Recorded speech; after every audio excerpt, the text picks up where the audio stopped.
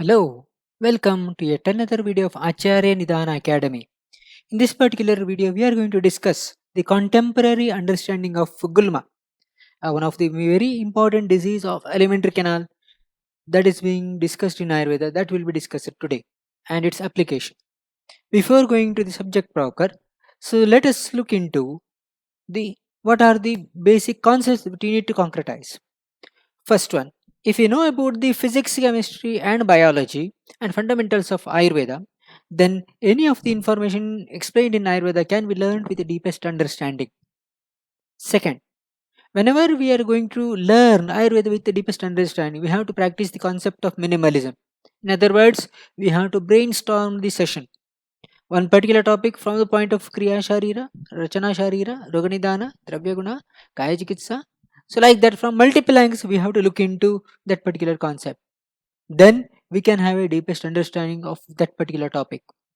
Third, if we want to have the deepest understanding of treatment principle, then we have to have the best understanding of Roganidana.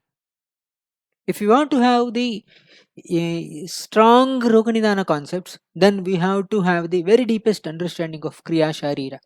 In other words, to say, to have the better understanding of Roganidana, we have to have the deepest understanding of Kriya Sharira. If we want to have the better knowledge of Kaya Chikitsa, we have to have deepest understanding of Roganidana. Fourth, whenever we are going to learn Ayurveda concepts, we have to look into the patterns. Pattern identification is very important so that we can modify the patterns, so that we can have the subsidence of the symptoms. Whereas pattern creation, which will be helpful in speedy recovery from the illness.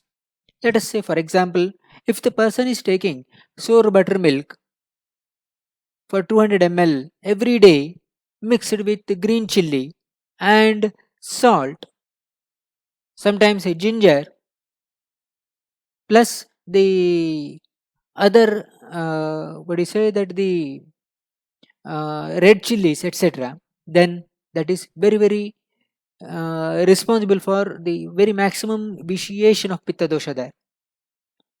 So, if we have to have the subsidence of the pitta dosha, then we have to immediately stop this particular sour buttermilk, and we have to immediately start, either we have to take the freshly prepared buttermilk.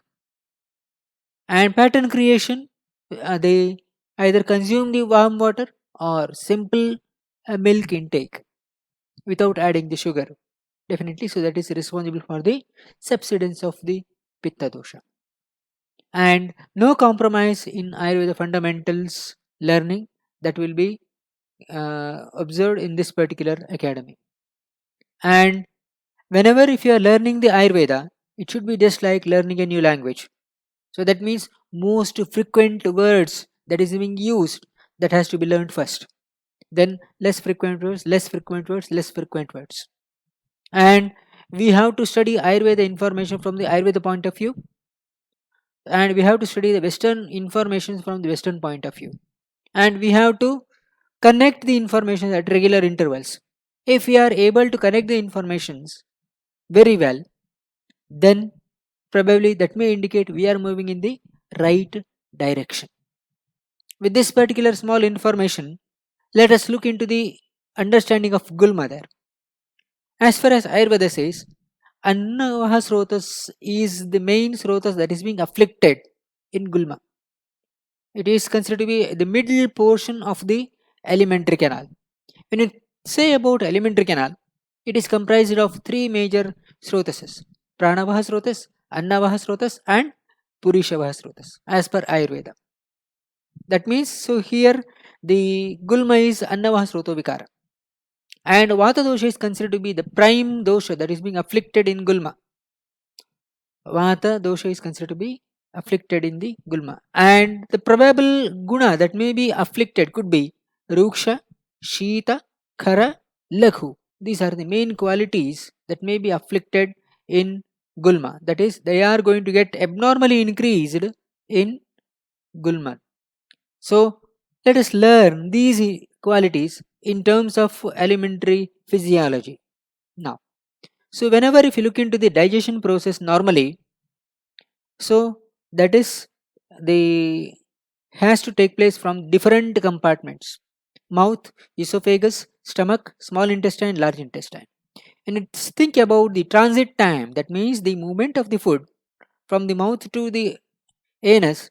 So where with the 2 to 3 minutes may be required to move the food from the oral cavity to the esophagus, wherein from the esophagus the food will be moving into the stomach within seconds, and in the stomach the food may remain for a period of almost 2 hours, wherein in the small intestine the food may remain for 6 hours, and from the in the large intestine that may remain for a period of 24 to 48 hours.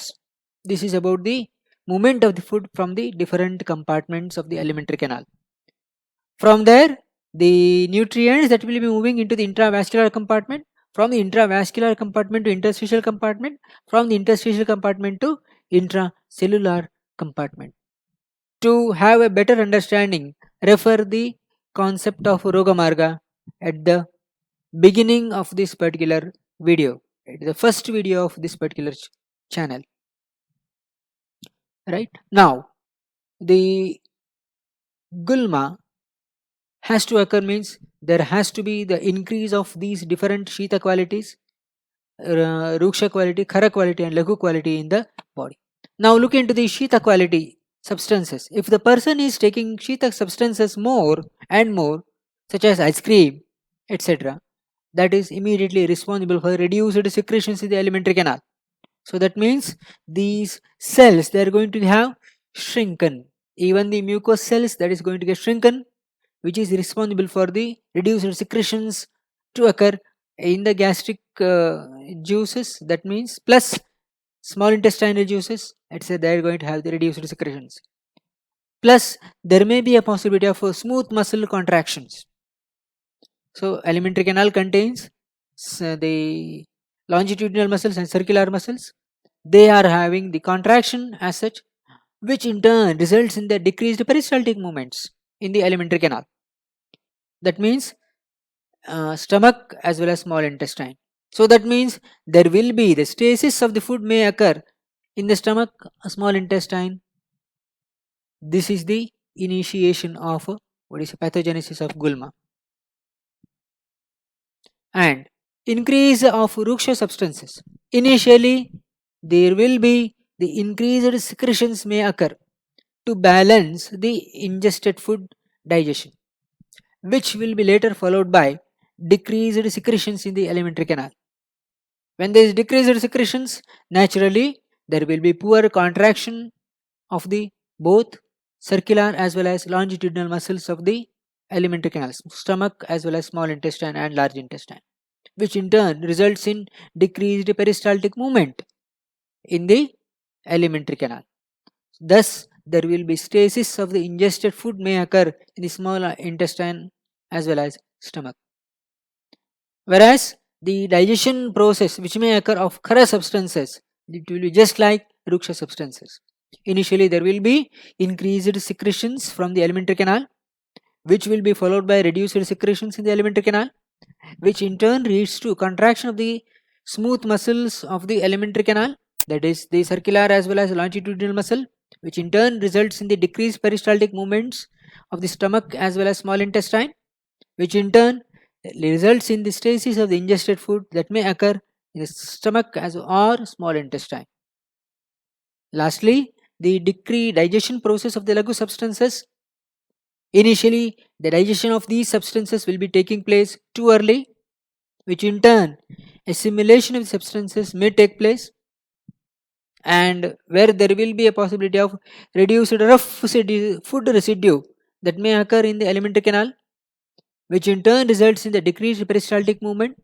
Thereby, there will be stasis of the partially digested food that may occur in the small intestine. So, the take home message from today's discussion is gulma is considered to be a disease which will be afflicting the alimentary canal, the two middle portion of alimentary canal, that is annavaha srotas. The other two srotases which are comprising which are present on the either sides of Annava Srotas are the Pranava Srotas and Purushava Srotas, respectively, proximal as well as distal part.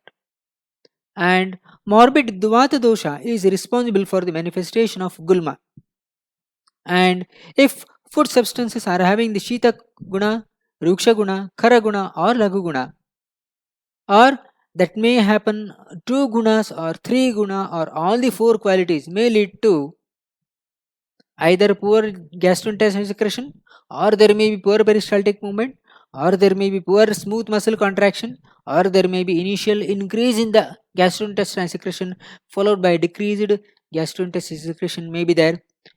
Because of all these mechanisms, the person may develop gulma sooner or later. So, what are the key takeaways from today's video? Just mentioned below, dear members. And if you want to have some more informations, some different informations related to Roganidana or Ayurveda, mention below. And if you are truly getting the valuable information, and if you are really appreciating the informations told in this particular video, then share this particular video to maximum number of true Ayurveda learners, so that we can make the movement out of this particular small message, and let us grow this particular ancient Indian science to a different level. Thank you.